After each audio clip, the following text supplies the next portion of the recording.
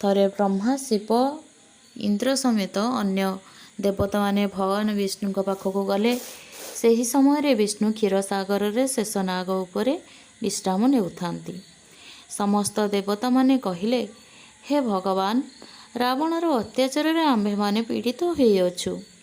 ତାହାର ଅନ୍ୟାୟ ଅତ୍ୟାଚାର ଏତେ ବଢ଼ିଯାଇଛି ଯେ ତାହାକୁ ରୋକିବା ଆମ୍ଭମାନଙ୍କ ପକ୍ଷେ ଅସମ୍ଭବ। ତେଣୁ ତାହାଠାରୁ କିପରି ଆମେ ରକ୍ଷା ପାଇବୁ, ଆପଣଙ୍କୁ ନିବେଦନ କରୁଅଛୁ। ବିଷ୍ଣୁ ସେମାନଙ୍କ କଥା ଶୁଣିଲେ ଓ କହିଲେ, ଦୁଷ୍ଟ ରାକ୍ଷସମାନଙ୍କୁ ଆପଣମାନେ କାହିଁକି ଏପରି ଉତ୍କୃଷ୍ଟତର ବର ଦେଉଛନ୍ତି?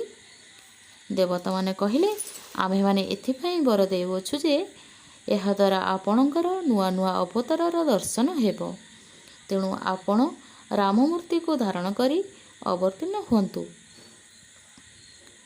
ଭଗବାନ ବିଷ୍ଣୁ ଟିକେ ହସିଦେଇ କହିଲେ, ଦେବତାମାନଙ୍କର ଏହିପରି ଉତ୍ତରରେ ବିଷ୍ଣୁ ଟିକେ ହସିଦେଇ କହିଲେ, ମୁଁ ଶତ୍ରୁ ସଂହାରରେ ଚକ୍ର ଧାରଣ କରିବି ନାହିଁ ଏବଂ ଗରୁଡ଼ ପୃଷ୍ଠରେ ଚଢ଼ିବି ନାହିଁ।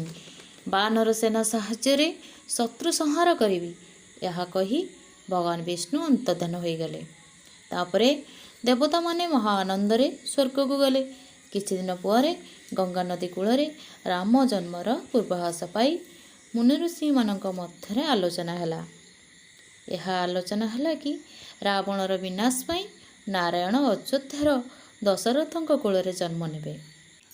ଦଶରଥ ସବୁ ଜାଣିଲେ। ଦଶରଥ ବହୁତ ଖୁସି ହୋଇଗଲେ, କାରଣ ବୃଦ୍ଧ ଅବସ୍ଥାରେ ପିତା ହେବେ। ସେ ନାରାୟଣ ତାଙ୍କର କୋଳ ମଣ୍ଡନ କରିବେ, ଏଥିରେ ସେ ବହୁତ ଖୁସି ହୋଇଗଲେ। କାରଣ ଦଶରଥଙ୍କର ପୁତ୍ର ନଥିଲା।